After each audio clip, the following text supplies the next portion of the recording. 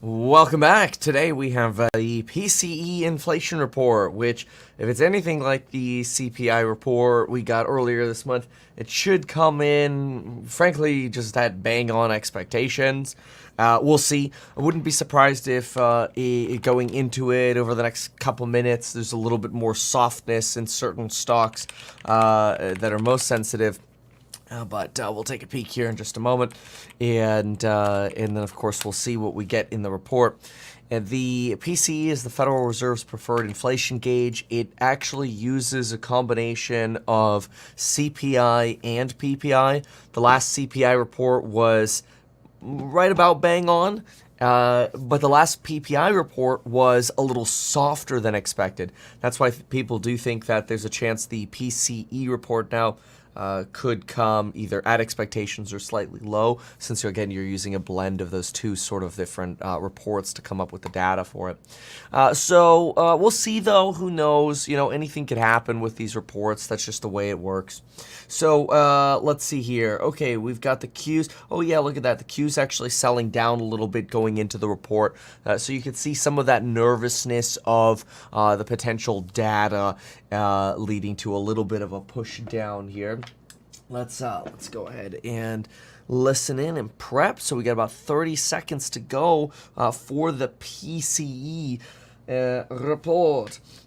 Interesting. We're down to, I think, 1.3 likely hikes this year. 1.3 cuts this year. So we've really lost a lot of our rate cut pricing. And of course, a lot is driven by inflation.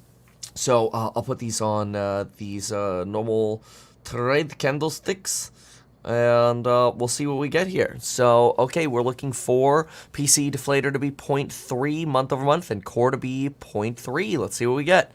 And the data is personal, let's see here, 0.3. It's a match. Year over year comes in at 2.7, which is 0.1 higher, and core deflator year over year is 2.8, also 0.1 higher. So this is really an at expectations report, and as you can see, that's exactly what the Qs were waiting for. So you just got about 40 to 50 basis points of a run there on the Qs. Clearly, even the entire NASDAQ doodlies were waiting for confirmation that we're okay with a PCE read here. We did get personal income that comes in at 0.5. Expectation was 0.5. And this is the crazy part. This is the part that I was really watching for this week. And I used the earnings to sort of determine, what my positioning was on this. Personal spending. Excuse me. Personal spending was expected to come in at 0.6. It actually came in at 0.8. So that's better than expected, a 0.8 on personal spending. I'll tell you, I don't know where all the money's coming from, but people's capacity to spend just keeps going. So personal income, again, matches expectations. Personal savings beats with a 0.8. Real personal spending, that would be the inflation-adjusted figure, coming in at 0.5 versus 0.3. And then again, bang on the month-over-months with the year-over-year figures coming in just 0.1% on the warm side. So we can listen over here. I'll grab the report as well. 0.3. Finally, the year-over-year core deflator. Also, another year-over-year number and another one hotter than expected. This was a very talked about number, maybe the most talked about out of all of them. And well, we kind of went through these numbers, so I'll go through the. Let me look at what the Treasury's reaction is, and then we'll go PC inflation report, and we'll go through some of these together here. So, by the way, shout out to everybody who came out there yesterday in Scottsdale and Vegas. Really fun for the House Hack Roadshow. Today we have Oklahoma City. Then we're going to Miami, Orlando, Tampa, a bunch of other places. Anyway, so stay tuned for that. And then make sure you come join us. Get yourself your House Hack brochure and your, that's the How to Invest sheet and the House Hack catalog. It's kind of cool. We have a catalog. That's beautiful. All right, so anyway. All right. PCE inflation report. Let's see what the suits are saying about it. And then in addition to that, We'll see if there are any juicy details in the actual report itself. But, all right, now we have PCE. So, that's interesting. The Wall Street Journal pretends like they have a live blog going, but they haven't updated it for 55 minutes. Okay, never mind. We'll see if Nick T has anything to say. Looking for some initial reaction. No, not getting any kind of initial suit reaction yet. What about bonds? Bond yields down on this. Wow. Down 4 basis points on the 10-year. So you're at 4.66 again. Actually kind of surprised by that. And let's see here. If I go to, I'll throw this up on screen. If I go to the 3-month, this shows you where we were sitting here with the 10-year yield, sitting right there at about that 4.67-ish. Obviously at some of the highest levels we've had in a while, but still somewhat stable. A lot of people talking about us heading over to that 5% pretty soon. We'll see what ends up happening. Okay, let's get the actual report. So we'll go PCE inflation report. And that is, all right, yeah, current release. All right, here's the actual report. And let's see, prices. Okay, prices for goods increased 0.5%. Now that's an interesting item in there. And prices for services increased 0.3%. Food prices increased 0.1%. Energy up 2.3%. I wonder what pieces moved up. So prices for services up 3.8%. That's for a year ago. Prices for goods, it decreased 0.2%. So in this month, we actually had, it feels like, more goods contribution in inflation than we had services contribution. That's fascinating. I'd like to see what kind of goods. So let's see if we can get a little bit more material here. Okay, prices and let's see here. Income, quantity, prices.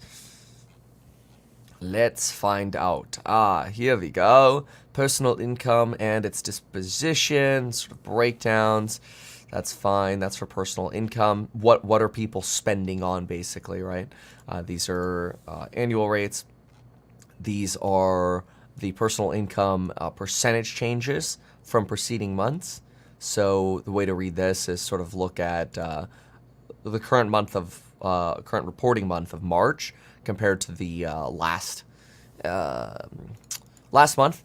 Compensation of employees was actually what rose the most here, that 0.7. That's probably because of, quite in part, the, California flip on $20 minimum wage. That's probably a contributor here.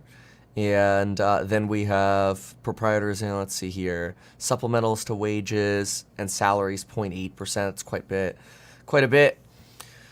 Rental income, 1.6%. Negatives here over on dividend and interest income. Fine. Where is the particular breakdown of goods? No, just durables and non-durables. So non-durables, we saw 0.8% increase, and durables a negative 2%. Let's listen in to some of the reaction here. Today, we still haven't felt the catch-up from that.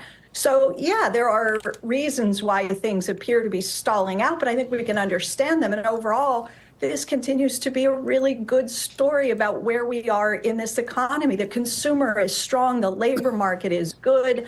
I don't think it's a huge problem. Inflation is coming in line with expectations. We got a very good thing going here, and we're, focused on second decimal points and whether we get all the way back down. It is interesting, though. Look at Nick T's chart over here. So this is core PCE index rose 0.32 in March and was up from 2.8 a year earlier.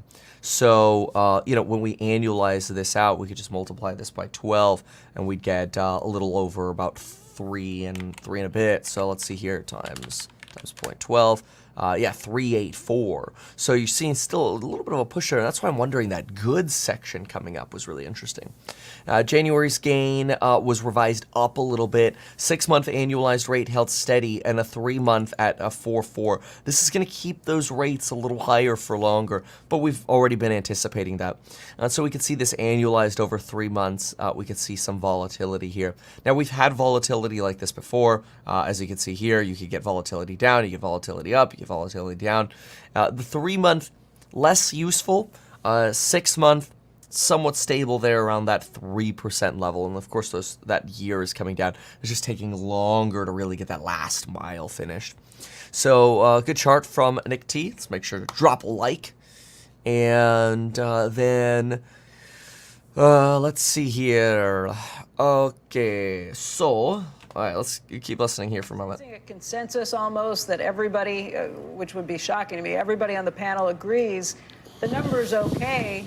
It's not an argument for cutting rates, and we'll just have to wait and see. Raise your hand if you agree with that assessment. Rick over there probably wants to see higher rates. Disagree? Yeah, here's my problem. My problem is yesterday's number underscored how much we overevaluated GDP. And we could talk about income, which has been goosed by a number of issues. Well, wages, minimum wages, government involvement, that is an issue to put to one side. In terms of the spending seems to be doing pretty well all in all, but credit card balances are going up, various delinquencies are going up. So I think it's a dual speed. I think that yesterday's GDP numbers showed us we have much less growth than we thought. This number shows us that a lot of different programs and money sloshing around is still remaining, but the glide path is lower. So I disagree. I think that the anecdotal evidence I look at suggests the economy, the steam engine post-COVID, where timing has been off on everything and the Fed's models aren't working exactly right. It's slowing, but inflation isn't going away. I'm sticking to my stagflation story. Steve? I think there's scope for 1 or 2 cuts based on the Fed's own framework, which is that if you look at the idea that they had forecast core PCE for the year at 2.6%, it's run at 2.8%, and in that context, the Federal Reserve had forecast 75 basis points of cuts. I think the Fed is just a bit overly restrictive. The problem is that Powell has talked about rate cuts as a process. I think there's room to tweak at the top by 1/4 or even 1/2 point and still get the effect of a restrictive policy. Yeah, I don't know if we'll get cuts at all this year. I'm of the camp that we won't get any cuts. I don't think we're going to get hikes. I'm very convinced, just based on what we've heard from Powell, that it's very unlikely we're going to get hikes. But a cut, yeah, TBD. Yield on the 10-year ticked a little bit lower on these numbers. Does that surprise you? It does surprise me a little bit, but I think that being on a Friday where you had a big jump and many traders are readjusting to the landscape, that the real key is not where we're trading right now, but where we close the week. And I'll remain very focused on one level. If we close yields above 467-ish, I still think that our next major stop is going to be 5%. Stephanie, hey, Rick, can we just talk about one thing? Steve. Becky, I just ask Rick one thing very quickly. That's why he's pissed, because yields are going down. Here. Rick, I'm seeing the yen 156. That guy's got to be shorting bonds. People had talked about the idea that the BOJ may come in at 155. They've been kind of quiet. Are your guys down there in the pits bracing, thinking about, considering the idea that there could be some intervention here on the level of the yen? They're not bracing, they're licking their chops, okay? History dictates that traders moving against the Bank of Japan usually win that battle. And I think that's why the Bank of Japan is so remiss to once again relitigate the whole structure of intervention in an FX market. Stephanie, just want to put that on everybody's radar. It's a good thing. I'm glad you did. We haven't talked about it much this morning. Stephanie, why don't I give you the last word on this? Well, I was going to say something about Japan. I seem to remember the Widowmaker trade. I think that typically when investors bet against the BOJ, they lose. Okay. That's it? Stephanie, Allison. All right. So let's see what we've got. So That's we do have sentiment coming out at 7 a.m. So the University of Michigan sentiment survey. So we'll have a peek at that. We've noticed a little bit of a move up in some of those inflation sentiment numbers, and so we'll see what happens with those. Then we've noticed that personal. Let's see. We went through personal income. We went through PCE. Michigan is expected for, again, 7 a.m. California time. It's probable that we're looking at, let's see here. Let's throw up the cues. There we go. We are looking at already the one-year inflation expectation going to 3.1, which would match last month's, and then the 5 to 10 matching last month as well, the last report rather. Since you get a preliminary and a final, the read we're supposed to get now is the April final read, so we'll see what happens there. And on revisions, it looks like personal spending matched. Wait, hold on a sec. Let me make sure that. Oh, no. The only thing that got adjusted was real personal spending. Actually got adjusted up from 0.3 to 0.5. At least that's the detail level that I have right now. I know Nick T mentioned one of the January inflationary numbers got moved up a smidge.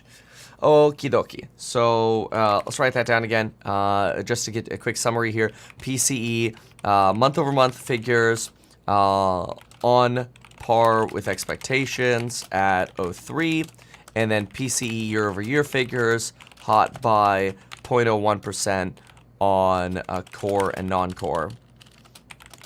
There we go. And then, of course, core was 2.8%, and non-core was 2.5%.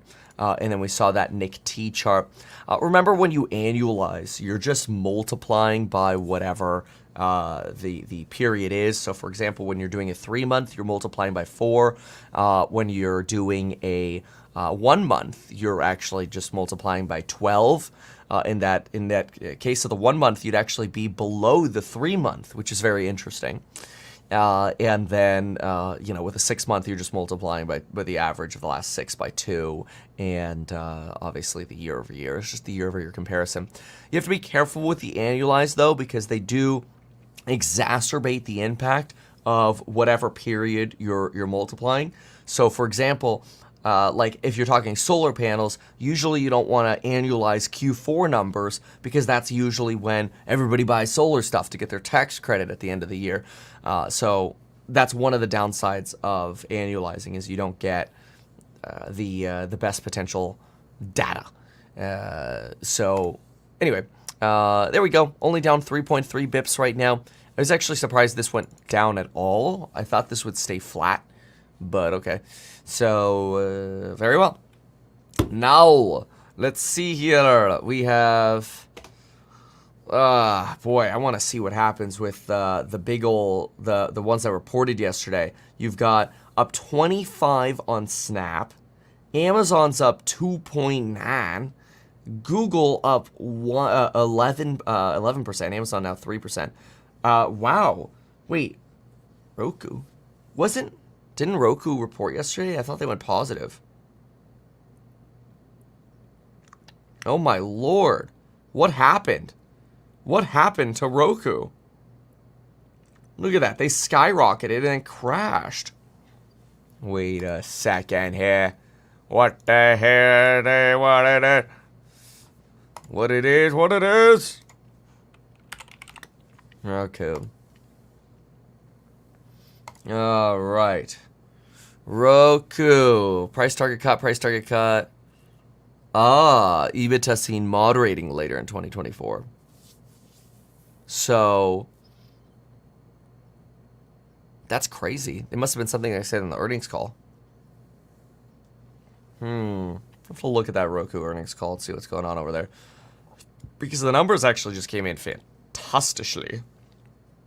Very good numbers.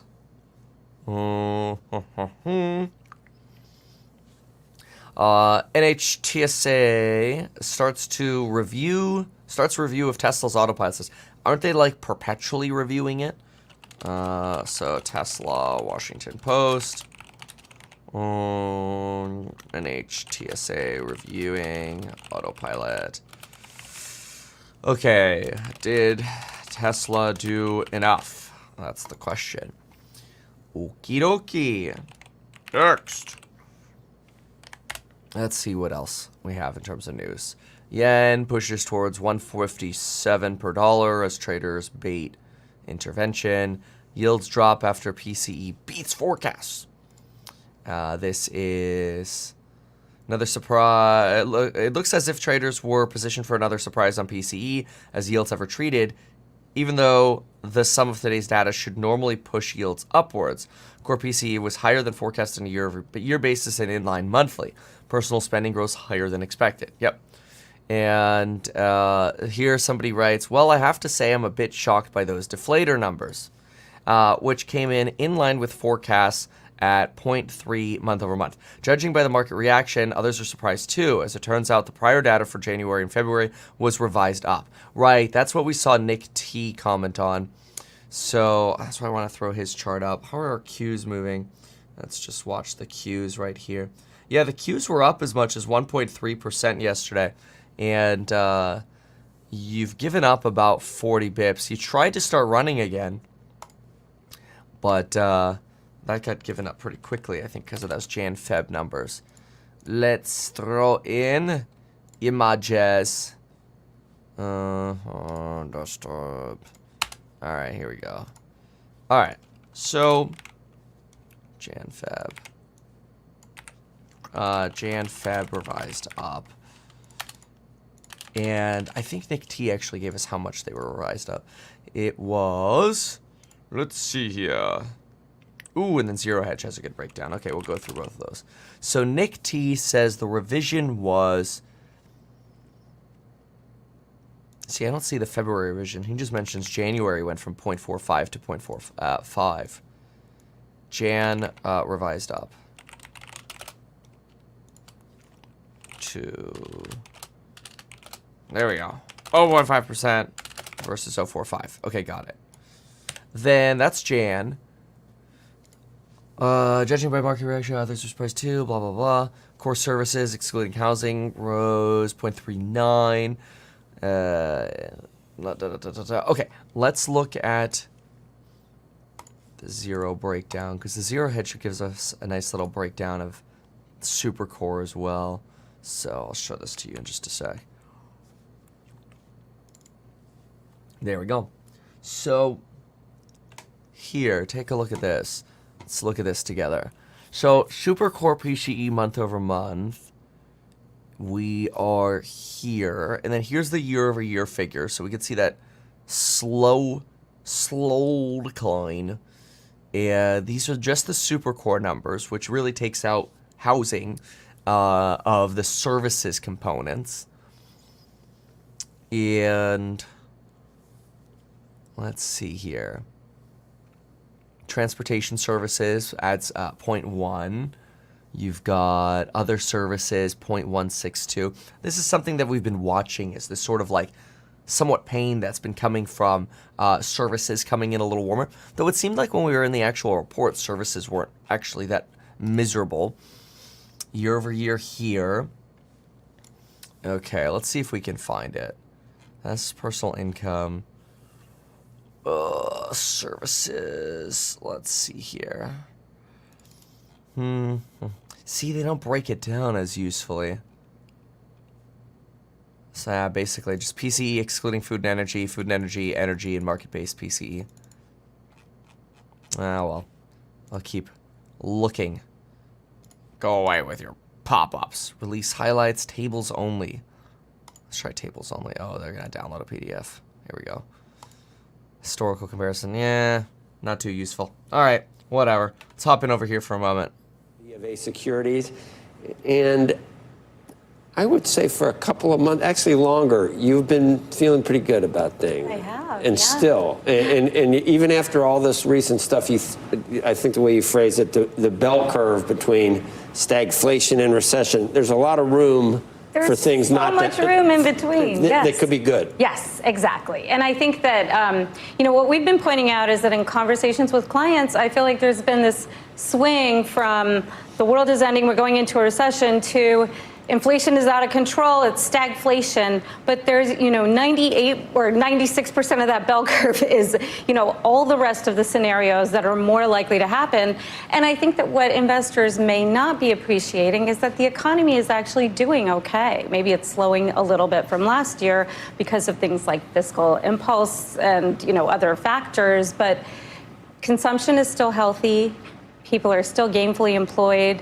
The layoff cycle seems like it's not necessarily amplifying. That's the biggest factor, I think, to pay attention to, is also that layoff cycle. We haven't really been seeing it. And we've seen continued spending to really just spur more hiring, not less. Federal Reserve, okay, here, let's see here. So, inflation-adjusted consumer spending climbed larger than forecast. Central bankers pay close attention to services excluding housing, which would be the core sector. Once you round it, that metric's up 0.4, a little bit of an acceleration from the prior month. I think that's probably it. That's probably why you have some of the move here. And again, that's based off of what we saw in CPI with PPI combined. So this is sort of a reiteration of a combination of the prior reports. And that would be this particular chart here. I think this is potentially the frustration, is maybe that move back up. Good job, Zero Hedge, for putting this chart together. But that move up right there is creating some heart palpitations. All right. To the S&P 500 than just semiconductors and software companies and, Meta and these, mega cap tech companies. And I think what's happening now is we're seeing the market broaden out, and other companies are starting to beat earnings expectations and rally, but the Magnificent Seven is kind of dragging everything down. Maybe that continues a little bit longer, but I do think that we're in an environment where, the health of the consumer and the corporate is still not imperiled by anything we're seeing in the macro data. I mean, it hasn't been much of a pullback, but then yesterday it looked like it might turn into something worse. Yeah. Maybe 10% instead of just 5%. Sure, and 10% corrections are kind of normal. I mean, they happen once a year on average, 5%. Okay, Nick T comes in. That said, the March report doesn't change the overall picture. Inflation progress having stalled, undercutting the start of the bump in the road story, or start of the year bump story, and the Fed has become less confident. Exactly, at the time they were hoping to gain confidence. Yes, that's exactly what we've been seeing. And so, still got oodles and oodles of cash. So I'll take dips as long as we're not going into a larger recession, in which case you have to position a little more carefully. So very good. Okie dokie. So let's go with that. Is what should I say? That's what we got on inflation. Let's go to B of A, HeartNet. He's got some commentary, so we'll look at that in just a moment. And let's go. Let's keep the Qs. See the Qs rotating down a bit here. And let me pull up what HeartNet has for us. So equity market, let's see. We'll continue to rely on a few handful mega caps for direction per HeartNet. Noted that the largest 10 stocks combined have reached a record 34% of the S&P 500. Nice. While the top 10 global stocks have reached 23% of the All Country World Index. Yeah, well, you're also, and what I always think is so interesting is the mega caps are just the ones that are making all the money. So to some extent, it somewhat makes sense that they're doing so well, and that you see more of a consolidation. It's sort of the idea that, like, capitalism is great because it breeds competition, but eventually capitalism creates the strongest, corporate entities that you could imagine up that almost make it impossible to compete with them, which is wild. The good news is, in real estate, there's not a lot of competition. Hence our beautiful house hack brochure. Make sure to get yourself a copy of this over at househack.com/2024. And join us at the Those are all buildings that we own, by the way, which is kind of cool. Like I when we were making the catalog, I want our buildings on it, like buildings we own, not other other people's buildings. I don't like that. I want our pictures. So they're all our pictures. It's kind of cool. But yeah, if you aren't aware yet, I encourage you to come join. We had a great meetup in Vegas and in Scottsdale yesterday. Great group. You can see a little video of the group on X. But keep in mind, next stop's Oklahoma City. That's today. Then tomorrow morning, Miami, Tampa, then Orlando. Then we got Atlanta, New York, Richmond, Toronto, Chicago, Denver, Dallas, Houston, Austin, San Diego, Long Beach. Let's go! It's pretty crazy to do 22 cities in 8 days. I feel like I'm like on the campaign trail again. If anybody remembers back during the governor campaign, we'd pop around to a bunch of different cities and do rallies. It's fun. All right. So, let's see what the big losers are today in the world of the sticks. So, let's go here. Let's go to the biggest losers in the pre-market. Intel, down 8%. It was fun to... Oh, John, thank you so much for being there. Good to see you here as well. Arkansas's a hidden gem. Let's go! Yeah, as we make our way more east, that's a place to visit. Then we've got... I never knew about the word wedge till I started watching, so I bought 4 wedges so far in my lifetime. Let's go! Let's freaking go! I love hearing success stories like that. It's so wonderful. You know, people, there are always so many people who are unfamiliar with what we do or the teachings, and then they're initially critical, like, oh, who's this guy on YouTube saying you can make money in real estate, or whatever. So, well, and then there are the people who are like, yeah, let me do this. So, and I love hearing the success stories, so that's wonderful. So, yeah, well, to find out where all the meetups are, just RSVP. So you just go to househack.com/2024, and when you hit the RSVP button, it just gives you the address. Inflation data was like 30 minutes ago. Yeah, Drew sold shares yesterday worth around 181 million. Are we going to feel it today? Who knows? You know, I think that was part of the sell pressure yesterday. Yeah, you know, I am so uninterested usually in what the pre-market is doing. Mostly because I see the first 30 minutes of trade just... It's crazy how the first 30 minutes of trade can flip-flop the direction of any trade. Okay, let's keep going here. A coupon catalog. Yes. Yes. Let's go. Let's see here. Literally the biggest 5 stocks in America. Literally by the biggest 5 stocks in America, you'll beat 99.9%. It's possible. Let's see here. Kevin, what indicators do you keep on? And we will... Oh, well, I mean, it depends what particular security I'm looking at. So I'll change the indicators as the day goes on. But like MACD is good, VWAP, you know, 100, 200-day moving averages. My favorites are fibs and lines, though. I mean, I've seen VWAP work great, or the 100, 200s, and then I've seen them utterly fail.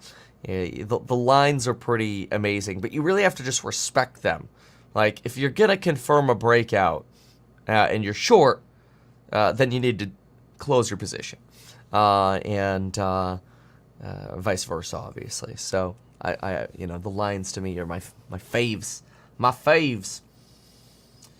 Kevin, you're not nervous about the Fed on Wednesday? No. I do think J. Powell is going to be somewhat more hawkish than he has been in Jan-Feb. But my belief is that we're going to get a Fed that says, look, we have not gained more confidence. Inflation reports have come in warmer. This means it's going to take more time for us to feel confidence in cutting rates, but our goal is still to cut rates this year. And we think we're at peak. That's what I think J. Powell is going to say. So I think he reiterates peak. I think he reiterates the goal is to cut this year. I don't think it's going to be 3 rate cuts. And he'll just say, we've got to wait for more data. That's sort of my belief of the direction of the Powell that we get. So I'm really basing that off of the 3 last times that he spoke, that he talked about being at peak. And then the most recent time that he spoke, where he talked about essentially having not gotten the confidence they need yet, right? But as you can see here, the biggest loser today is Intel, followed by, shorting the Qs, or Roku down 3%, despite their beat yesterday, that weak sort of second year or second half of the year guide. Otherwise, most things down here are down like maybe 1/3 to 1/4%, so pretty nominal, honestly. Tesla's sitting over here at what like 1/4% down. This is this could be because maybe it's down because it was up yesterday. Maybe it's down because Drew sold. Maybe it's down because of the WAPO report on regulatory review of FSD. Yesterday was Drew's selling pressure, which was obviously offset by plenty of volumes. And then today you have maybe the news on the FSD sort of WAPO review. But, my take is that FSD isn't going to be fully autonomous for quite a while. So I personally don't really care. It's not part of my model, the way I underwrite Tesla. The biggest thing for me was those margins, and that's what we discovered in earnings. When we went into earnings, I said that one of the biggest things we got to pay attention to is margin, as usual. Are we going to get something sub 15%, or are we going to be able to stay above 15% and hang out at 16%? What we got was 17%, and then when you subtract Cybertruck, you ended up sitting at 18%, which was phenomenal. It changes so many of the numbers. Well, let's listen in over here. Forget the pan gloss, okay? I mean, everybody's like, forget it. It wiped it out in the sense that we no longer have to be as concerned. I would go so far as to say that, let's say President Trump were elected, I think he'd say, you know what, Fed, knock yourself out. As opposed to the New York Times story, or the Wall Street Journal story, which basically said that no interest rate moves will be made without him.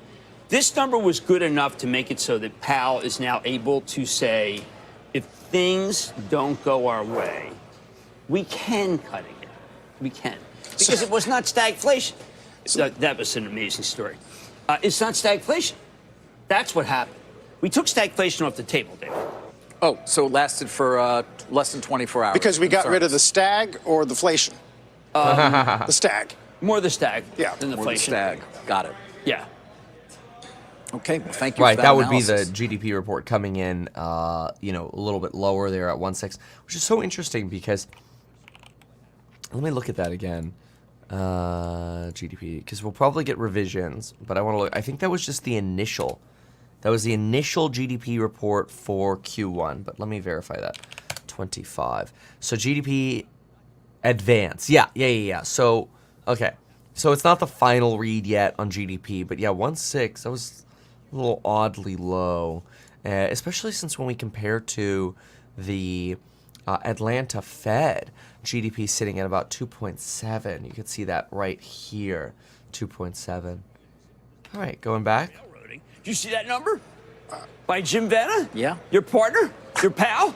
We do have a downgrade of Knight today, Jim. We got a downgrade of Cat on the notion that the business is operating well, but looks to flatten in the near term. Well, because March was weaker. And it's hard to get a grip on why March was weaker because you have so much infrastructure money coming in. So I was surprised, but I know that there wasn't a... By the way, they increased their target to 350. Well, I mean, you got... Some of these guys were bears at 208 that were really terrible, but I just think that what's happened, Carlos, is that it's the JB Hunt, which is that you had a good January, you had a spike in February, and then you had a decline in freight. That was one of the most amazing conference calls ever in terms of like a realization that March just got weak. And what people say it was the 60 basis point increase really, really hurt everybody other than housing, because housing was offered the equivalent of a variable rate deal. So the move up in interest rates during that Really course, hurt. yeah. Really? No, I'm not kidding. Really no, hurt. you're right. I've heard this. We've talked about this now for a couple of weeks because we've both been getting similar data points from people. Well, I think in terms of deceleration through March. Okay. All right, I'll pull off this for a moment. You know, what's fascinating is I on one hand, I see a lot of people talking about how Biden's, potentially in some polls catching up to Trump. But then in swing states, we had the Bloomberg and Wall Street Journal polls that Trump is way ahead in the swing states. And there's this reiteration that in the swing states, inflation is one of the largest concerns. And so this sort of lack of confidence in progress on inflation from the Fed, some people think hurts Biden substantially. It's going to be really interesting. It's going to be a very fascinating year. And in many regards, I mean, both for, well, one for markets, one for house hack, and all the cool things we got going on, but also for the election. I mean, boy, and all these babies. But 2024 is nuts, so it'll be fun. That we thought. It just didn't occur. But if just shelter, then the American people are going to get lower rates at some point this year. In the back half of the year, you think? Yeah, because shelter's doable. It's doable. I mean, you can't put things up right now, but a lot of places started right after COVID, and they're going to come online in the next 6 months. That could help shelter. Even though, David, no one's building more houses than they want because they all build to spec. No one builds just like, hey, you know what? We'll put up a lot of houses and see what happens. They don't do that anymore. That's why Toll had a good number. That's why Pulte had a good number. That's why KBH had a good number. That's why Lennar had a good number. Right. That has been one of the features of this last couple of years, and unexpectedly has been the strength of the home builders. They have discipline. Even with, of course, a significantly enormous, 550 basis point rise in rates. Look, we're building half as many homes as we did when we were a country of 150 million people. So we're underbuilt. We're underbuilt.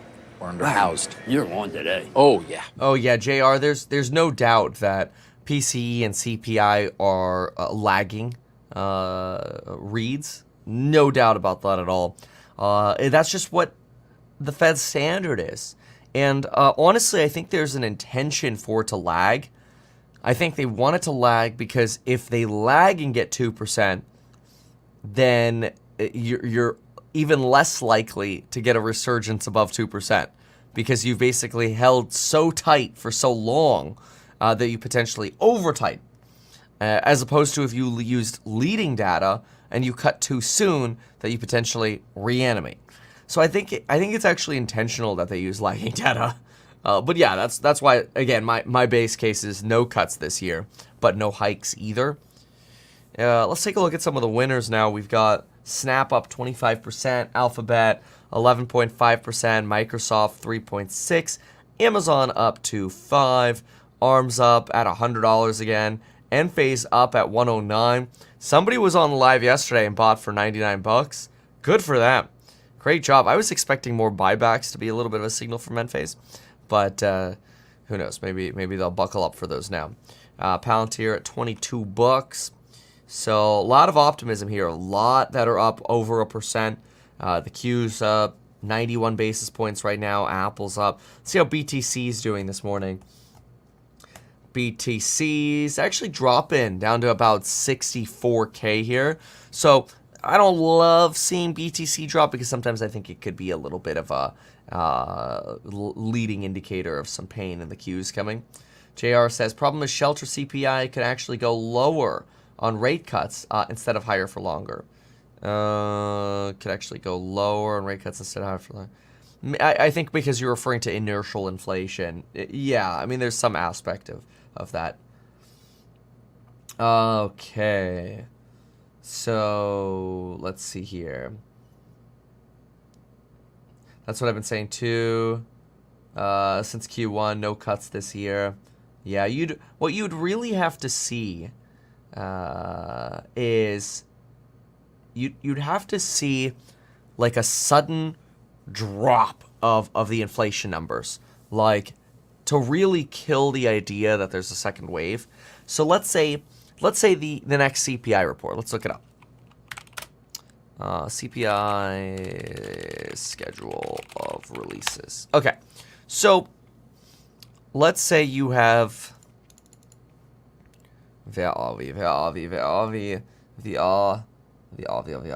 April 26. Next report is May 15th.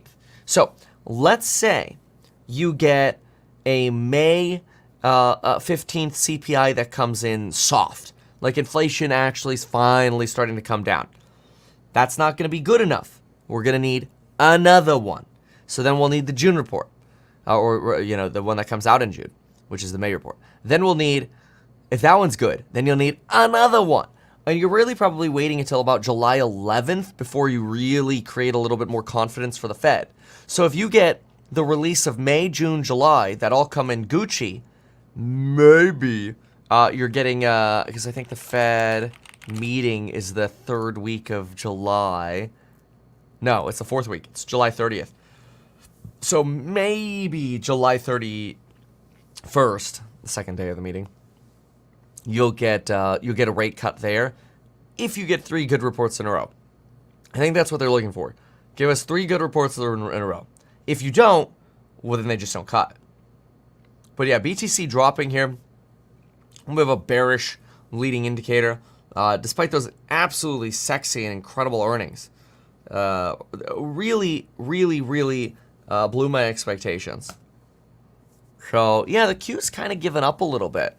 You were up, you ran up to about 1.4 there when we got the report. Little teetery today. So okay, good. We'll see what happens. Next up, let's see here. Anything else from Nick? Nope, nothing else from Nick. Okay, we'll go ahead and see what some of the suits are saying. 15 minutes to go for the opening bell. Let's look at expectations as well really quick. Yields down about 3.5%. 5-year break. 5-year break. 5-year break evens, 244. The 5-year break evens come down nicely, so I will say that is a good thing. You had that 5-year break even skyrocketing to 257, and that finally dropped to 24. So that's very healthy. We really wanted to see that come down. Limitless says, I'm 40 and squandered all my life. Now I'm just starting to try to build wealth. Don't think that way. You got plenty of time. 40 is young. You're good. You got this. Is the stagflation thesis dead? I mean, look, we had a stagflationary report yesterday, but it just doesn't align with what we're seeing at actual companies. The reports are so good. Even the ones that missed, frankly, had very good reports. Just wasn't up to snuff for Wall Street. So, Trueflation more accurate than the Fed CPI? Yeah, maybe as a leading indicator. So, Fed is going to need rates to keep inflation under control. And we'll see. We'll see. I think they're going to do everything in their power not to raise rates. Because if you think about it, that'll hurt J-Powell's credibility. And their credibility is already a little hurt after the whole transitory inflation thing. So, I don't know that they want to hurt their credibility even more by flipping on that, because they frequently said, hey, we think we're at peak. And if all of a sudden you go from we think we're at peak to JK, they might seem a little too flip-floppy. But we'll see. Everybody loves a good flip-flop though, so maybe it's actually a feature and not a bug. All right. What do we have today? Morgan Stanley. GDP solid, upside in prices. Yeah, that was yesterday. Consumer spending comes in at 2.5% annualized, slightly below our estimate of 3%. The report today probably helped clean that up a bit. Okay, that's just reiterating what happened. Okay, what is this? Sentiment dropped ahead of May Golden's week. Oh, yeah. Like, the week ahead of this week, sentiment was low. Yeah, sentiment was really low. I think we should be back to neutral or maybe even greed on greed and fear. But let me see. Greed and fear index. We are at... Oh, we're still in fear. Actually surprised by that.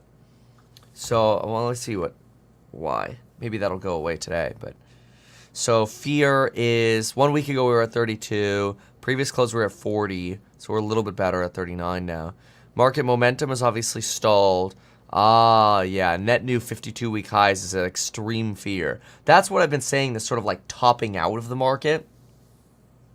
That doesn't surprise me. Can you bring some in and out to Florida tomorrow? No, but you can. No, I'm just kidding. I know you can't because it's a West Coast. Yeah, no. But we did actually have in and out on the tour. It's funny you say that. We when we went to Seattle, we grabbed some in-N-Out, and or was it No, it was San Jose. Yeah, San Jose was our first night of the tour, and yeah, I was actually a little disappointed. Like the bread was stale on the burger, so I took off the lower layer, and I'm like, eh. I mean, the meat was amazing. You know, the so juicy, delicious meat. French fries are just okay, but yeah, I was a little bummed by that. But yeah, In-N-Out, they need to go public. You can actually invest them, and then maybe they'll move East Coast, and then you'll have them out there. So, but yeah, I know that's always an East Coast idea. It's like, oh yeah, let's go get In-N-Out on the West Coast. Well, I never grew up with it because I grew up in Florida. But y'all have more Dunkin' Donuts. We don't really have Dunkin' Donuts. I mean, they're out here somewhere, but it's like far and few between. Dunkin' Donuts pretty good. So, you know, how about this? All right, we'll make a deal. I'll bring the In-N-Out, you bring Dunkin' Donuts. That's what we'll do. Let's see here. Five Guys, that's funny. Yeah, we went to Five Guys and Jimmy John's yesterday. 2 burgers and fries for me. You do need 2 burgers. You're right. Like you can't pull it off with just 1 burger. They're too small. Owner will never go public. You're probably right. Has Househack ever looked at Arkansas? Yes, the Walmart HQ city. So we've actually been there. Got an amazing realtor. Shout out to Brandon, who works with us out there. You know, we're just a little too early on spreading that direction because we don't want to be spread too thin. But yeah, absolutely. There's plenty of great deals to be had. Any CPI for the next? Any CPI consensus for the next one? Okay. Well, let me see. Very good analyst on CNBC said PCI number. You mean the PCE number? Already known and expected. It's month over month. That's very important. Yeah, and it came in a little higher. Yeah, that's fair. Yeah, I guess. How would my Tesla valuation change if rates went higher? Yeah, that would hurt. I see that as unlikely. I think it's just stay here for longer. And that's, I think, why the pivot has been made of focus on vehicle growth to focus on FSD for now while rates are higher. But again, I'm just enthused by the margins. Even if we could do 2.5, 3 million vehicles over the next 2.5 years with these margins, it's actually very good. So what was I going to do? Oh, yeah, consensus for the CPI. Let me find out. So let's see here. Let's find out. Ooh, we're going to get jolts again. Oh, boy. No, I think I have to go way too far to get that. I have to go, what, the 15th of May? There's no way. Nope. Nothing yet. Too early. All right. need a holiday after 3 weeks of hard work. What's a holiday? You saw me when I was at when we were doing the Israel streams. I was on a little short vacation. Do I need to email the team if I bring wife? No, you can bring your wife. We don't really care. You bring a +1. People bring their children, their spouse, their family members. It doesn't matter. Will Househack eventually have retail-only mini funds like triple nets? Yeah, that's actually the goal. The goal is we'd have different types of mini funds. So like, Here's the single family mini fund. Here's the single family Florida fund. Here's the single family Texas fund. Here's the short-term rental fund. Here's the, warehouse fund. Here's the storage unit mini fund. Here's the whatever, right? Retail mini fund. Whatever it might be. That is a goal so that people can sort of just diversify in the type of real estate they want without fees. That's the vision. So a lot of work to do there. Can I bring a porn star? We don't discriminate. You can bring anybody you want. All right. So, all right. Let's see here. What else? Let's see here. Okay. The suits say core inflation is trending higher, leaving a target for the 10-year in play of 5%. Everybody keeps saying it's going to go to 5%. And it just seems to keep getting, it seems like people keep buying the treasuries. So, you're at 4.75 right now, 31 bips, 3.1 bips to the downside. What's the 2-year? Let's see what the inversion did on this news. 2-year was down 0.13. Actually, that's a little bit more inversion that you got. A little bit more inverted. Q's just kind of unenthused going into the open here. A little boring. Oh, yeah. Syndications are really expensive. Real estate syndications, in my opinion, are very problematic because most of the time you need a promoter who charges a substantial number of fees. So, usually what they'll do is they'll say, oh, we're going to take, 20 to 35% of your appreciation. So let's say there's a $10 million gain on the real estate the syndication buys, and then, it appreciates $10 million over 10 years, 20 years, whatever it is. Then they'll say, yeah, I'm going to take 35%, so $3.5 million, but then they'll collect all their deferred fees, like the annual asset management fee and the acquisition fee and disposition fee, and they'll collect all that crap at the end too. And then all of a sudden you're looking and go, man, how come you're taking 50 to 60% of all the appreciation? It's like, yeah, well, it's because you picked a syndication to invest in. Fees, baby, fees. Let's see here. Okay. What are we doing? I think we got 5 minutes to go. Let's see. Fed expected to keep rates high for as long as needed. Yeah, well, that's my take too. That would be, who posted that? Oh, Bank of America economist. Fed is likely to keep policy rates where they are for as long as needed to bring inflation down.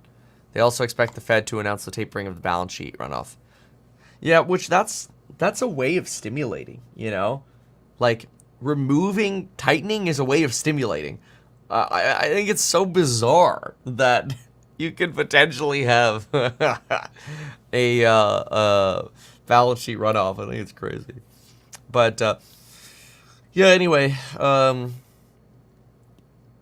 really curious to see where the day goes today.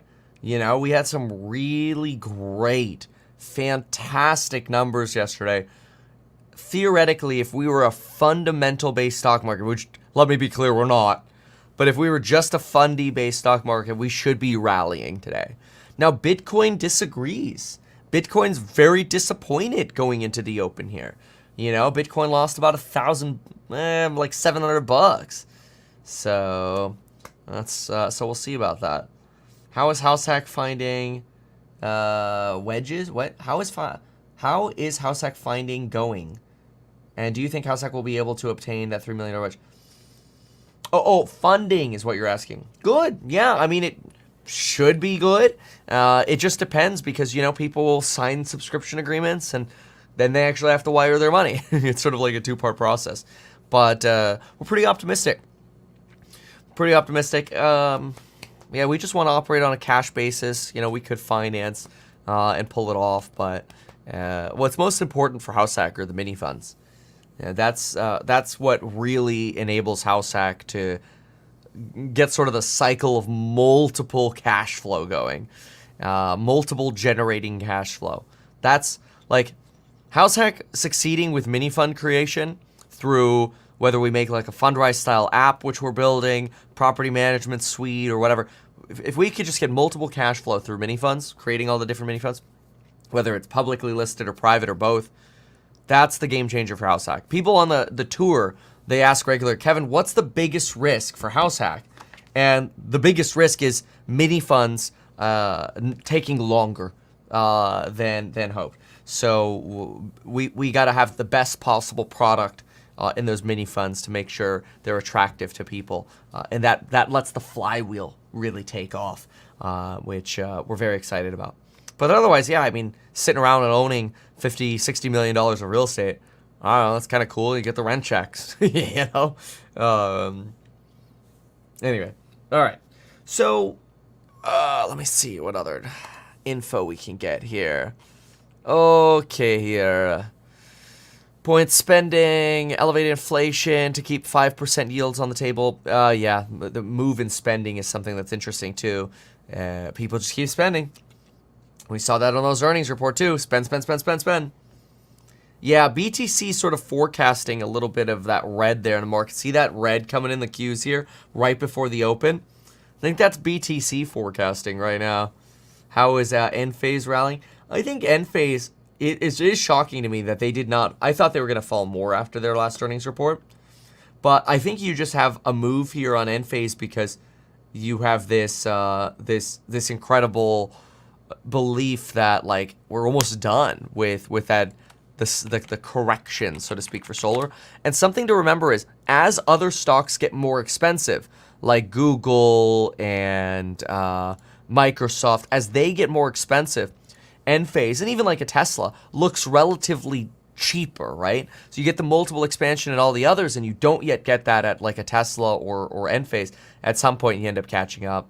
So, and then it makes it harder for them to go down even more. So remember, like when Tesla was 100, the Qs were like 100 points lower, right? And so, anyway, that's sort of the rubber band thesis. Okay, let's get ready for El Bello.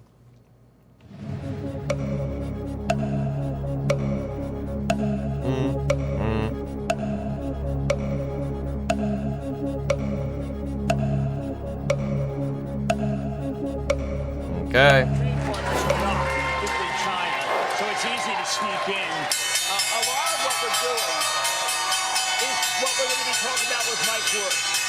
It's Chevron. It is oil and gas infrastructure. It is a major turn for almost everybody. You take the Southeast.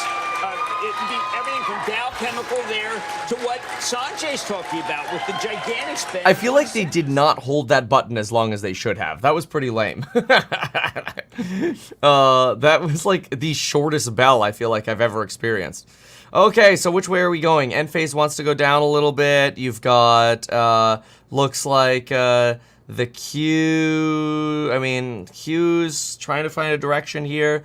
Little red candle there on Google. You've got Tesla recovering, or trying to at least. You know, that's the line it's trying to go to is 170. We'll see where it goes. You've got Goog's got the red candle. Q's still trying to push the red candles. You got, Intel gets burned, down 9%, 9.4 now, yikes. You've got, nope, still red candles here, okay. Then you've got, come on, where are we? JPM, Apple, yeah, Apple's down 0.19, Whirlpool, down another 2% on Whirlpool. Look at Whirlpool. I feel so bad for this one. This one, it's just bad durable spending has just beaten the absolute SH9 out of this freaking Whirlpool stock. I mean, look at you want a dividend yield, man? Look at that dividend yield on Whirlpool. It's so crazy. So Whirlpool, let's see here. You're looking at 7.5% dividend yield right now on Whirlpool. It's nuts. But then again, you know, the stock keeps going down too. Tesla just went from green to -1, like instantaneously. That was crazy. Qs continue their rotation down, Enphase down 1.9. You've got Amazon's down 1.76. You've got, what else do we have here? You have Qs, 0.62. Goog moving down. I mean, fine. That's like almost, I feel like, an opportunity to pick up Goog if it wants to sell down. And some of these, gosh. I mean, I haven't finished going through all my numbers on Goog and Microsoft and that, but I have to say, just my initial reads of what was going on, really, really great. Like, very impressive. So, all right, there we go. Enphase is the one who wants to start recovering. Qs still haven't figured out how to bottom. And again, BTC sort of gave us that leading indicator. Not uncommon at all. And then NASDAQ or Nvidia is trying to come back. Trade Desk, probably on that YouTube ad revenue number, popping up a little bit, 1.92. AT&T's down 1. Supermicrocomputer 142. Coinbase, no man's land over here between 223 and 218. Let's look at the largest movers. So we know Intel's one of the largest losers right here, along with Rook. Rook, what are you doing? You were green afterwards, and now you're being a loser. That was really interesting. So then you've got, let's see, what else do you have here? You have Intel. Wow, look at Intel. Just absolute smoking the Jokins. Pretty aggressive. You've got BTC coming back. All right, here we go. Coming back a little. And, oh, the Qs are coming back. Here it is. Here comes the rally. So this is 90 bips there on the Qs. To almost 1% up now. Bitcoin recovering. Enphase, holy smokes. Look at that, right to the 113. 5%. Wow. Here we go. Snap 27. And the rally begins. Amazon 1.8. That's trying to figure out the direction here. And what else do we have? Morgan Stanley, 4 bips. Who cares? What's rallying? Let's do that. Rally is Google holding on to 10%. Enphase is right up there. And Microsoft is only up 2.7 after that report. That's surprising. I would have thought Microsoft would have stayed up a lot more than that. So somewhat surprised by that. Let's listen in over here for a moment. In terms of the sell side reaction. Wait. Oh, no, this is good. I mean, even just simple things like doing a McDonald's restaurant of the future. David, these guys are Now, they had been on your list of things to trim, sell. Well, is that no longer the case? Over again, if we did not get granularity from Ruth Porat about where the money's being spent and what's happening, particularly on YouTube, then you have to sell the stock. So what did she do? She gave us more granularity than I've ever seen. And I will tell you, she's fabulous. You said that before. When she was at Morgan Stanley. You've been saying it for a long time. Because she's the best. I like Anthony, too. Anthony. Red candle there now on Enphase. A lot of this direction seeking. It's like we're this like missile in the sky. It's like which direction are we gonna go? Are we gonna go? Are we gonna go up or are we gonna go down? Which is it gonna be, boys and girls? Which is it gonna be? We're like the carny at the carnival. Are we gonna go to the moon or are we gonna go to the toilet today? I don't know. That sounds a little Ben Mall-esque. Yeah, the Qs are... Enphase keeps going, and the Qs keep trying. More generative AI solutions for search. Yeah, but it turns out that Gemini is not going to be the, will be the answer for everybody. I think that a lot of people were concerned that you would cannibalize search because of AI, and it didn't happen. No, but Bing numbers were better, right? I mean, Bing is a thing in a way it wasn't a year and a half ago. Well, these guys can be frank. And Bing is, of course, if you remember, is Microsoft's. Now it's powered by AI. Right. No, everybody went. Look, yesterday, Bill McDermott talked about ServiceNow. Talked about people going on AI. Dave, this was an AI explosion last night, but no one talked about the check that you have to write to NVIDIA, because all these guys are like coming up with their own faux little chips. And like, you heard Mike Ron, we're talking about the high bandwidth. It is just remarkable how much that NVIDIA is behind all of these. And people should remember that, because I know a lot of people feel that NVIDIA's seen its day. It's come and gone. And right. I don't think so. That Blackwell, as he mentioned, which is the next generation, allows you to do this perfect video. It was interesting to listen to Sanjay talk about how chip intensive the new PC cycle will be. By the way, Microsoft PCs up 17 was a beat. Yeah. They do guide cloud and Azure higher. Look for double-digit revenue growth in fiscal 25. That's in line with the street. Jim, BofA said the only AI beneficiary at this point is Microsoft, in a sense. Well, although they didn't give a lot of detail around Copilot. That's not fair. Did they? I mean, no, they didn't. Well, they didn't tend to emphasize it because they have so many other great, they gave you LinkedIn, they gave you unbelievable stuff on gaming. I mean, everything. Now, it is interesting. Can we point out, so we have Microsoft saying great things about the PC. We had Mike Ron earlier on saying the PC's bottom. But now Intel, which is the primary PC chip company, their stock is down 12%. So the question is that why did they see weakness in PCs like everyone else, as they say, when no one saw it other than Intel? Now, there was a moment in the Intel conference call where he said, we're going back to Grovian ways. That's a reference to Andy Grove, who, may I just mention, missed no quarters. No. Grove was a titan. And to be actually, to invoke Grove in this conference call with these numbers? Yeah. Heresy. I'll go back to Microsoft. It's a better story. $50 billion in capex. I don't know. They were all. I thought they were all pretty good. And again, Enphase is moving up about 6.5. I'm just surprised that Microsoft isn't up more. And you're sitting like 2.5% up. I just would have expected a little bit more of a move there on Microsoft. I mean, coming up about 2.85, that's great. But I would have expected something more. Wait, somebody says BlizzCon got canceled. Is that true? Wonder why. What the heck? I want to look that up. So let's see here. BlizzCon cancel.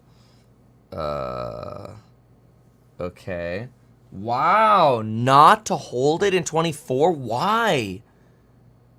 That's weird and mind-blowing. Maybe they just don't have an announcement to make or something. I mean, usually you get like an expansion for World of Warcraft or whatever. And Microsoft bought them, so maybe this is like, Microsoft coming in. And Microsoft's like, hey, screw you. That's weird. That's weird. Yeah, I don't know how I feel about that. All right. Let's keep listening here. Maybe somebody has a comment on that. Terrific. Global, great. Of course, we have to talk about the acquisition. But I think that I've got two other acquisitions that I like.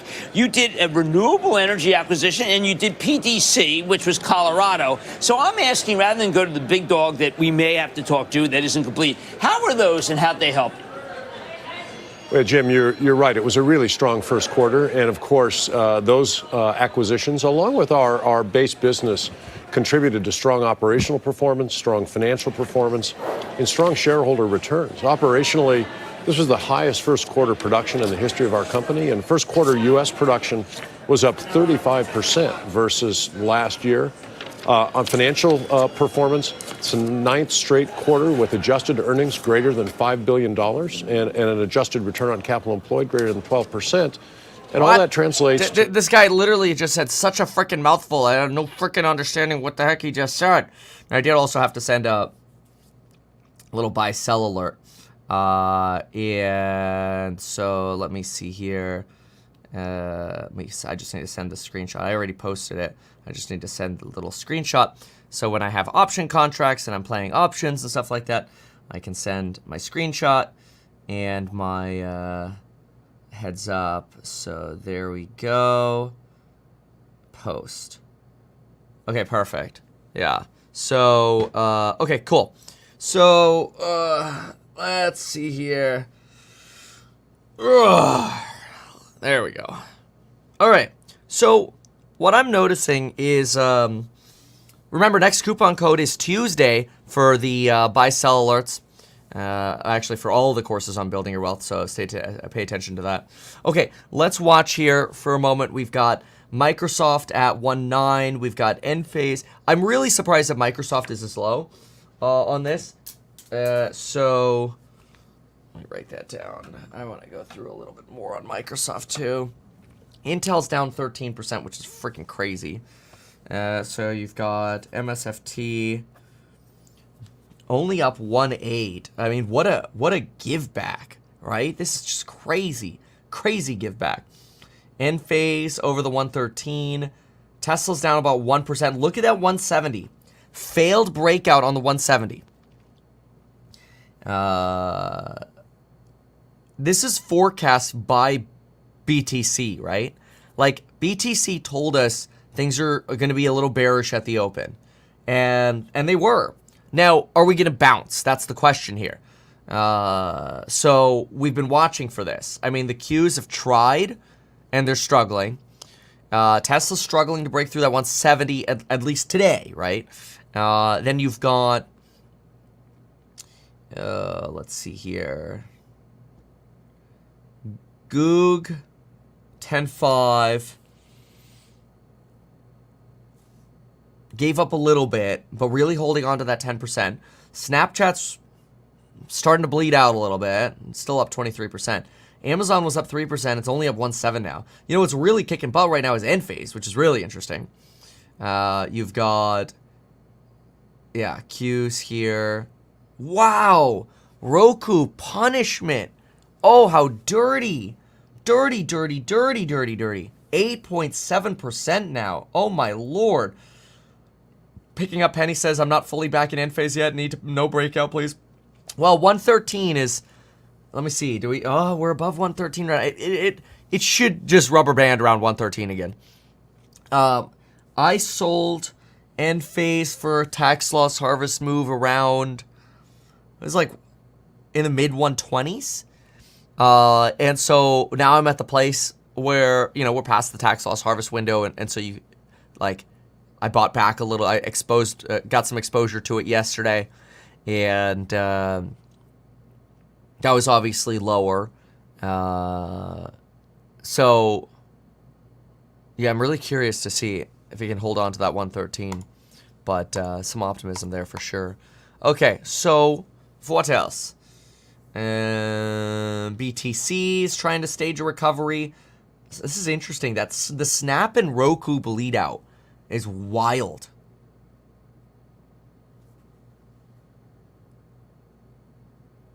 Uh, 30 days is what tax loss harvesting is. You have to stay out. So usually you go like 31 days to just be sure.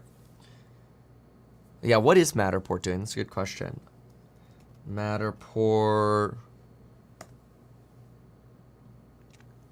Yeah, Matterport's been bobbing around $5 since the acquisition by CoStar. The only reason it's not $5.50 is because you have, you know, the potential that like somebody comes in and prevents it.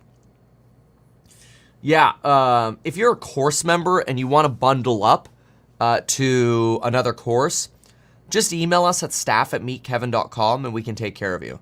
So staff@meetkevin.com, and we'll be able to help you out. So check that out.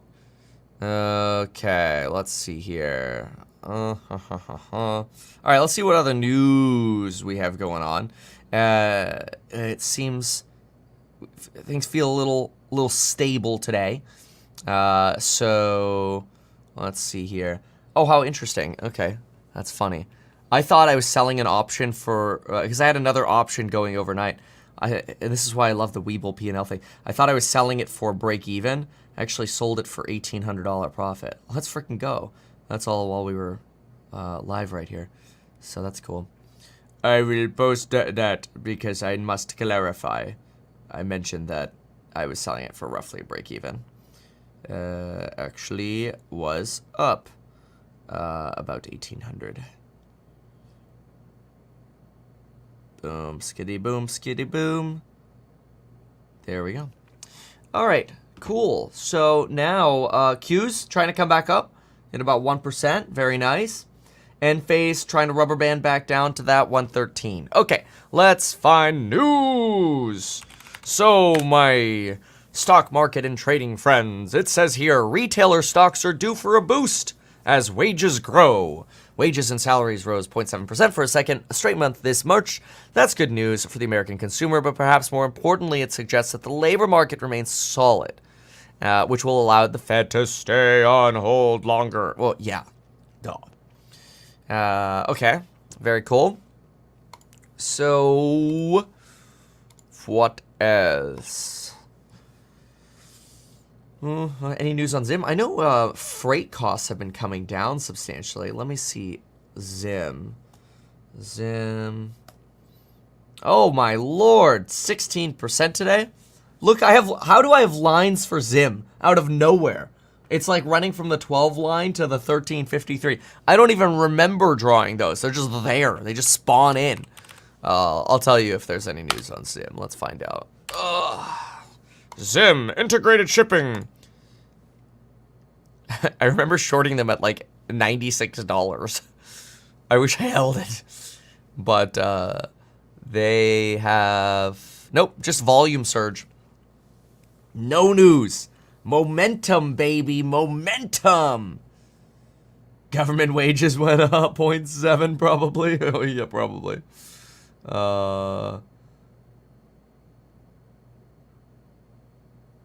I noticed people not subscribing because they think we've already subscribed. Oh, well, thank you for that. Yeah, hit the subscribe button. Sold my bonk at exactly the top yesterday, but freaking Coinbase didn't fill the limit order. Oh, no. That's always the pisser with limit orders. Like, limit orders are great because it's like, I don't want to get ripped off on a market order. But then when it doesn't fill, dude, that's like the worst freaking feeling ever.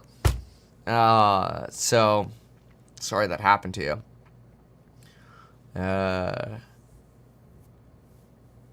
Yeah, it's crazy. Yeah, I had, what's it called? Sometimes I'll set stop losses. And, so when I'm trading that, I could just say like, all right, I'm going to place a trade and I'm willing to lose, you know, let's say you place a, I don't know, 10K bet and you're like, look, I'm willing to lose $1,000 on it. So your stop and your limit or your max loss is that. But it's very frequently annoying where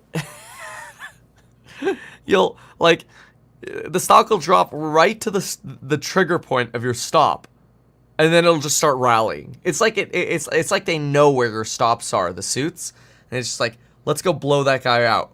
Boom. It's hilarious. It's comedy. Set a stop loss once, got burned, stopped out. Yeah, it's always a stop out. You know. And like when you don't set the stop out, then you get those times where you're like, man, I wish I set a stop, because you just get burned. Yep, Nvidia's going straight for 850. 850 is the target, boys and girls. 850.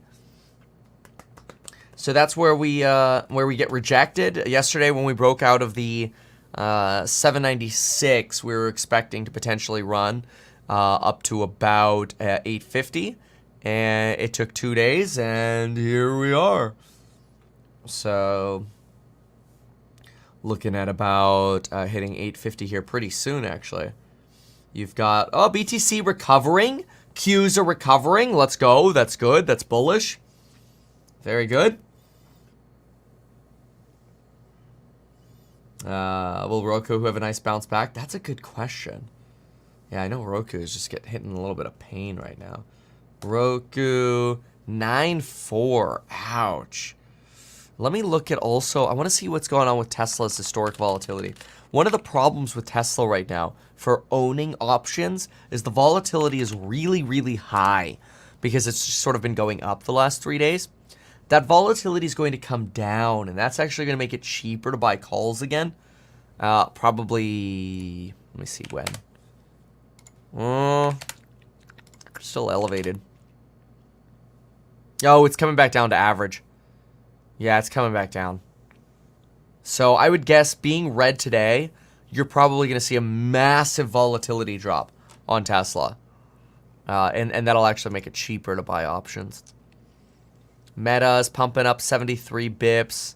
First time ever I got some exposure to Meta yesterday. Sticking around that. Oh, sorry, I'm on the on this device. Sticking around closer to that 113 on Enphase. Nvidia keeps going. It's gonna let's see what happens at 850. I say it gets rejected at 850. I don't think you get a breakout at 850, but we'll see. Supermicro's trying to come back a little bit from that 792 line. ARM, $99. ARM cannot hold on to $100.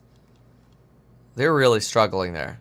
Restoration Hardware is up 2%. That's a surprise. It's that retail sales number. Trade Desk back to 85. AMD still feels like a bargain with how much they've come down. Goog 10. It's pretty incredible. BTC is having a tough time breaking out. Look at that. And then you've got...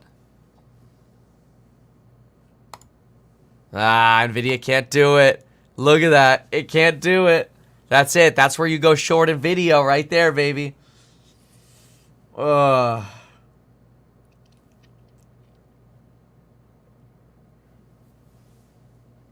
get this set a little better. There we go. Oh, that's incredible. Okay, what else is going on? You've got Qs topping out. BTC was topping out. It's trying to come back.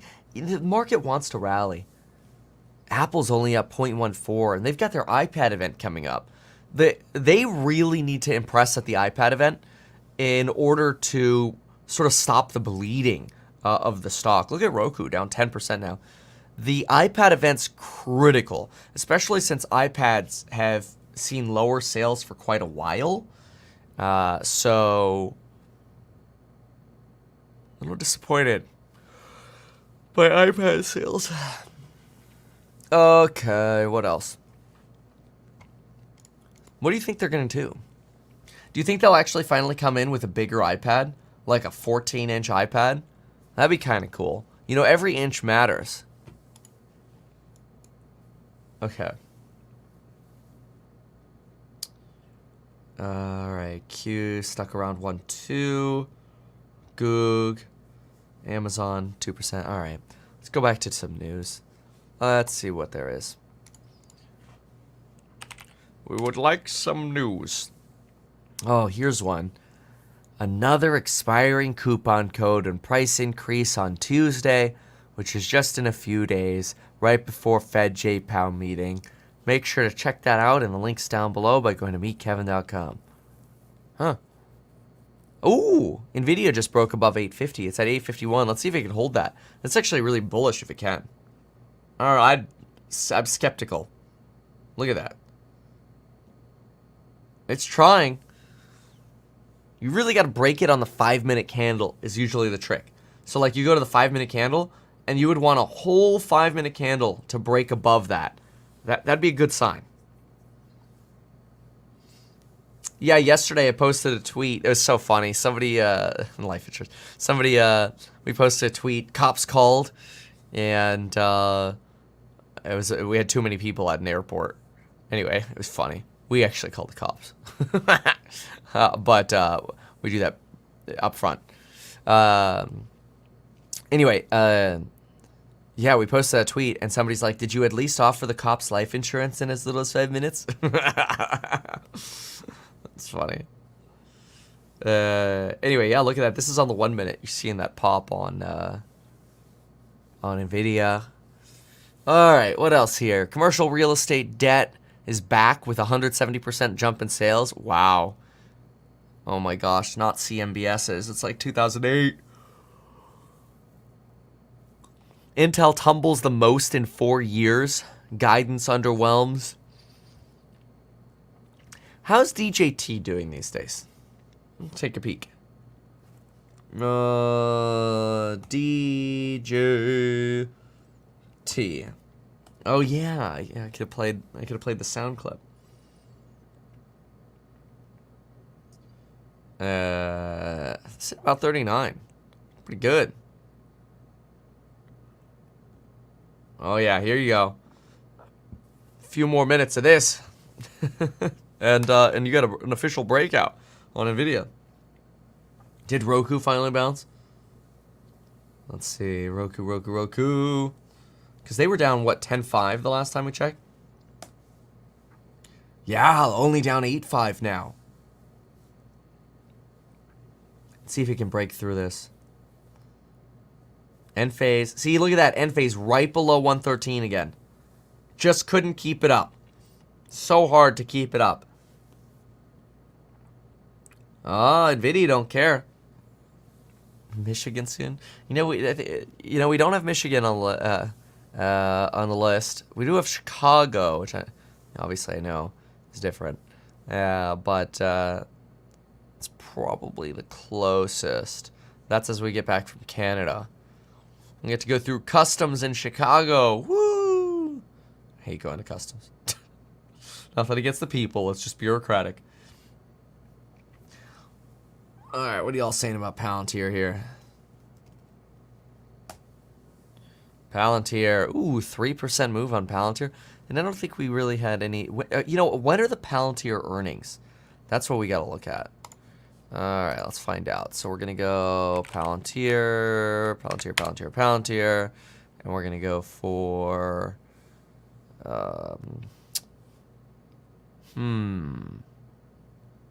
earnings.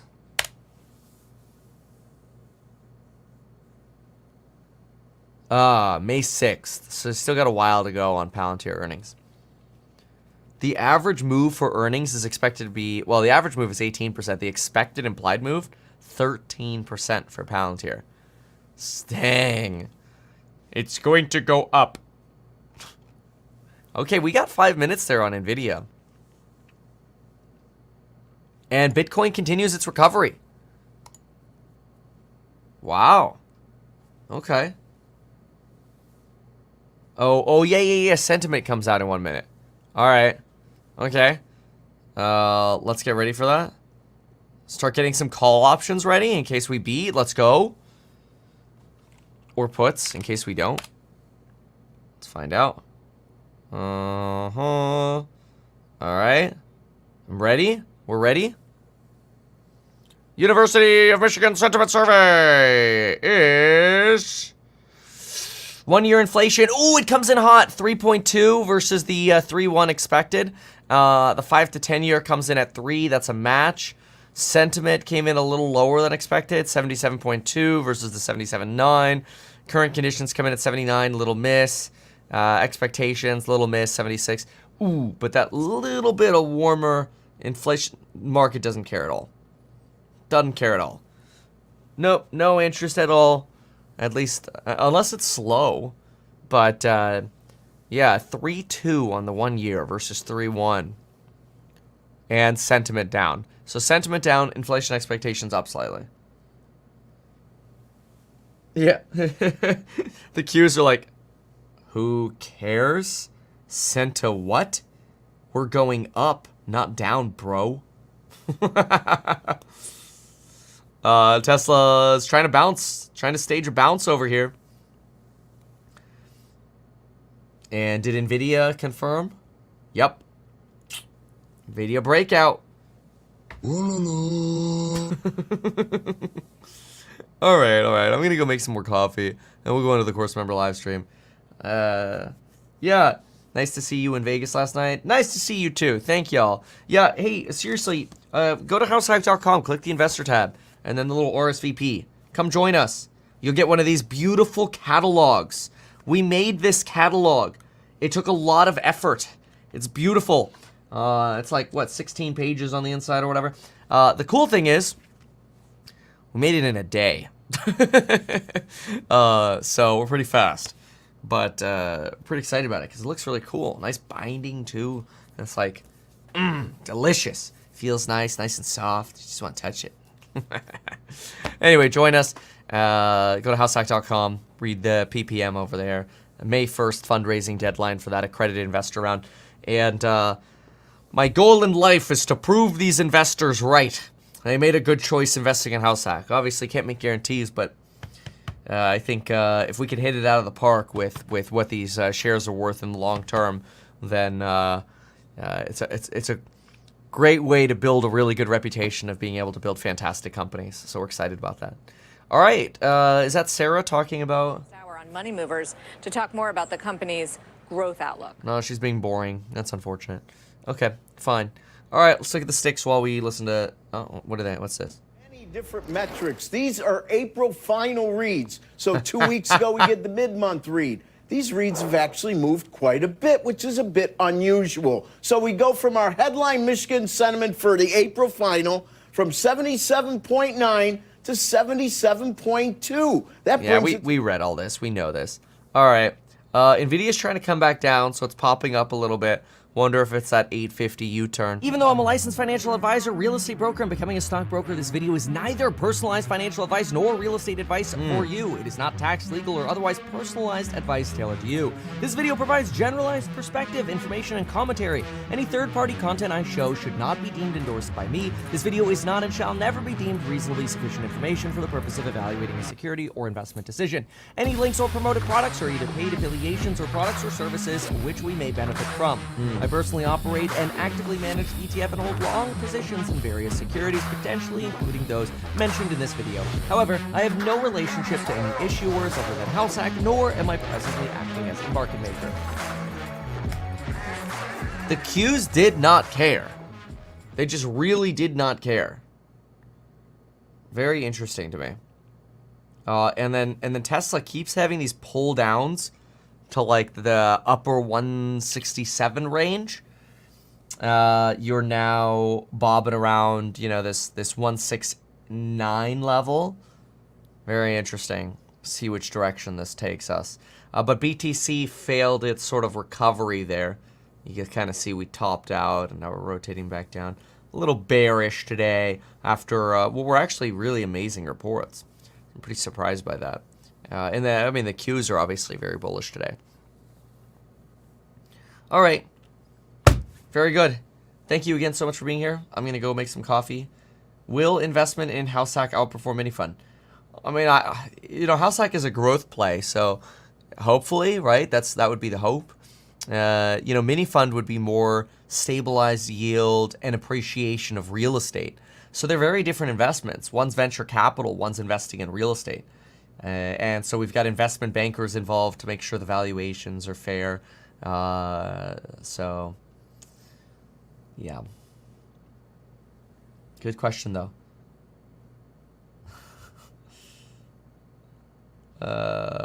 Promise Topo Chicos for the roadshow. See, now that's an idea. We just carry Topo Chicos around and distribute them at every event. All right. Love y'all. We'll see you soon. Let's go to the course member live after.